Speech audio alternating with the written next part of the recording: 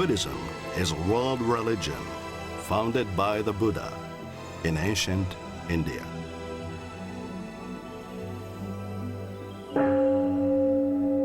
Buddhists seek wisdom, meaning, inner peace, and freedom from greed, hatred, and ignorance.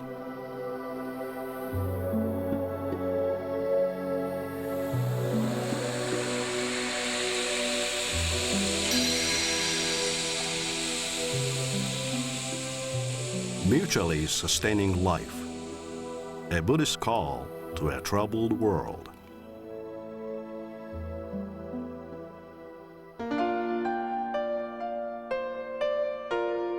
Buddha leads people merely by indicating to them the Four Noble Truths. Those who understand them properly will attain awakening. They will be able to guide and support others in this bewildering world, and they will be worthy of trust. We're pleased to have you join us once again. We hope that your weekend has been relaxing and enjoyable, and that you are looking forward to a new week. I know that sometimes Mondays are a real drag. No wonder it's called Blue Monday.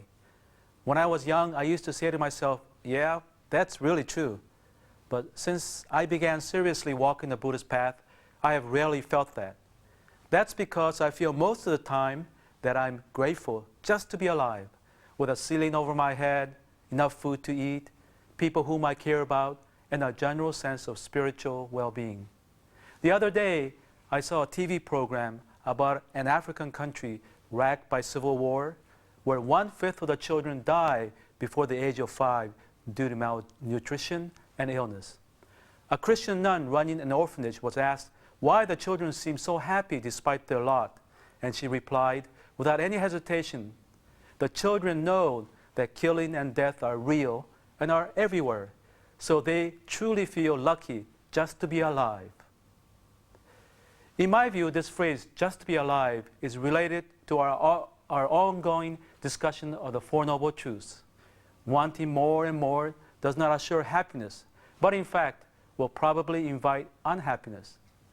Now, by making this point, I'm in no way condoning the civil war or the plight of those children in Africa.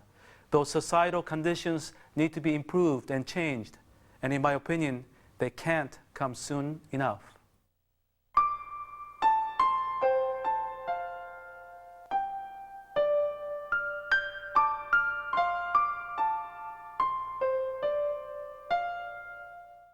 Today, we are pleased to have as our guest Reverend Kodo Matsunami. He is a priest of the Jodo School and a university professor teaching religious studies.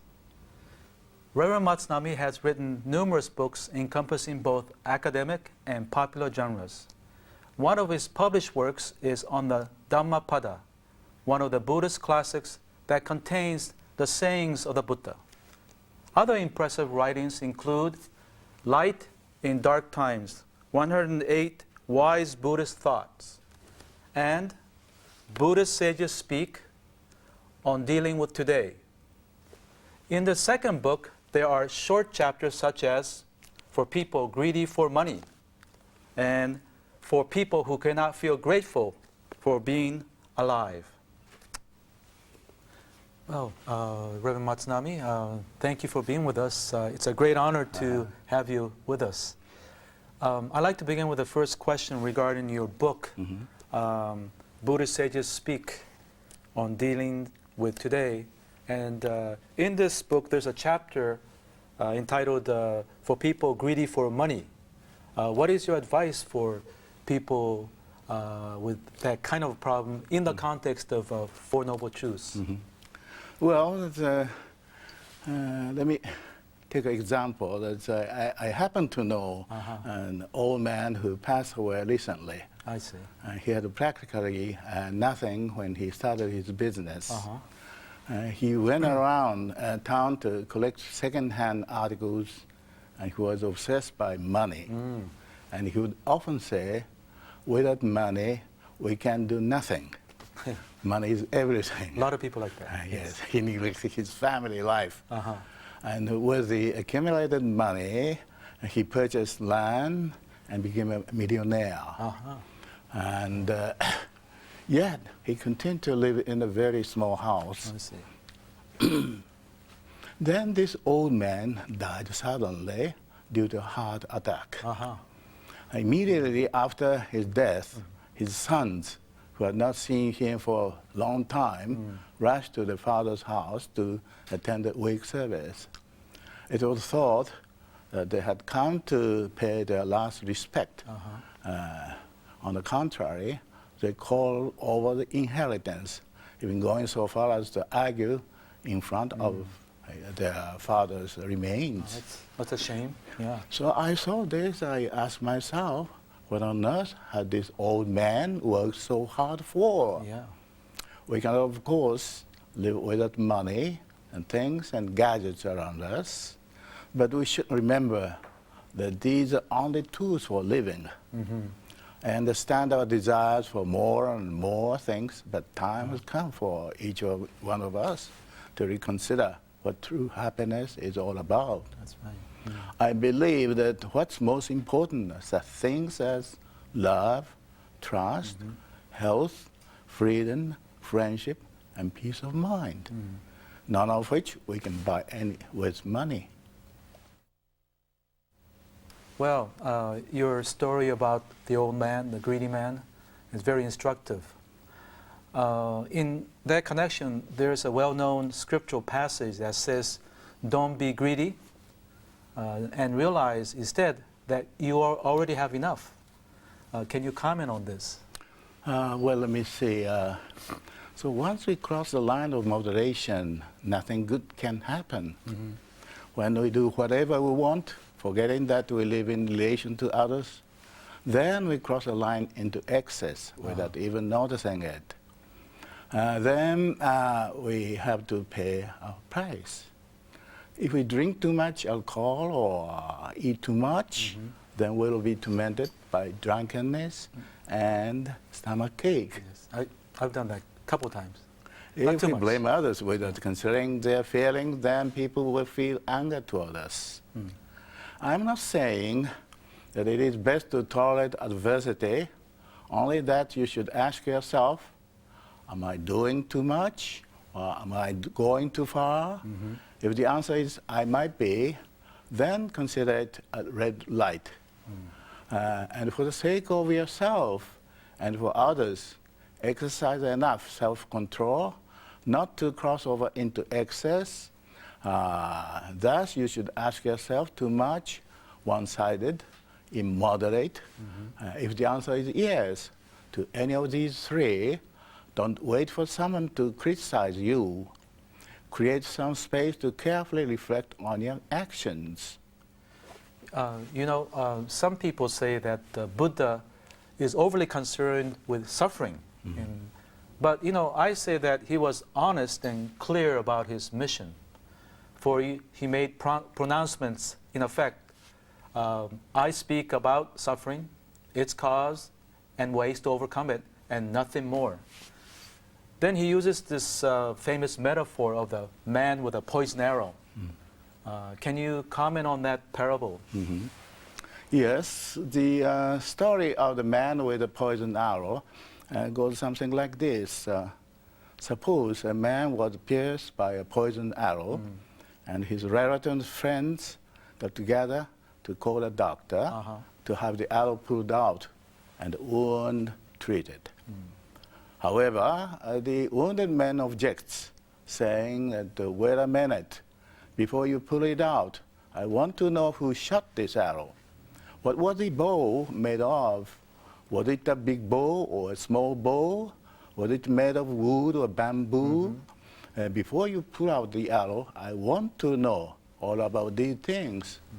Then what will happen? The poison will have time to circulate all through his system, and the man may die. So the first duty is to remove the arrow and prevent its poison from spreading. The Buddha's teaching contains what is important to know and practice, and not what is unimportant. That is that it teaches us that we too have been pierced by an arrow, so we must take it out immediately. We must learn the teaching and practice of it. It's a practical way of life rather than a theoretical understanding of life. So it's practical. So in effect, we have the arrow pierced within us. Isn't that right? That's what he's right. saying. You know, Reverend Matsunami, one question that I have is, what do you say to people who say that suffering is not something that is done unto oneself only, but also caused by other people and social systems, and natural disasters like typhoons, earthquakes, and tsunamis? Maybe an answer is to be found in the now famous phrase that I found in a public restroom of all places. It went like this: difficulties are inevitable, but suffering is optional. Kind of humorous, but what do you think about that? As you said, the phrase difficulties are inevitable, but the suffering is optional, is saying that it's up to us as to how we deal with the situation that we are confronting now. What is important is our action in response to the difficulties. When we are wounded and are in pain, we have to first of all get immediate medical treatment for the wound. So our everyday life is just like driving a car. While driving, we have to always watch out at every corner in all directions and steer the car by adjusting the accelerator and brake pedals. If there is a stumbling block ahead of us, we have to either stop or remove the block or go around it in order to avoid an accident. Therefore, first of all, we have to have an intuitive and well-controlled mind and take appropriate action. The Buddha instructed us that absent-minded or delayed action would lead to grave results. Well, thank you, Reverend Matsunami. Really appreciate your thoughts and comments, helping us to elucidate the Four Noble Truths. Yes. Thank you for your time. Okay. I hope this insightful discussion has helped everyone to gain a better understanding of the Four Noble Truths. Please join us again next week.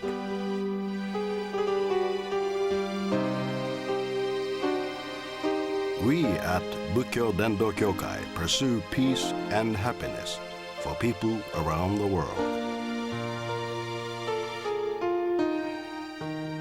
We have published the Buddhist teachings into 41 languages and donated our publication to hotels and other facilities in 55 countries. We would like to share the Buddhist teachings with people around the world. That's our mission. Visit our website for more information.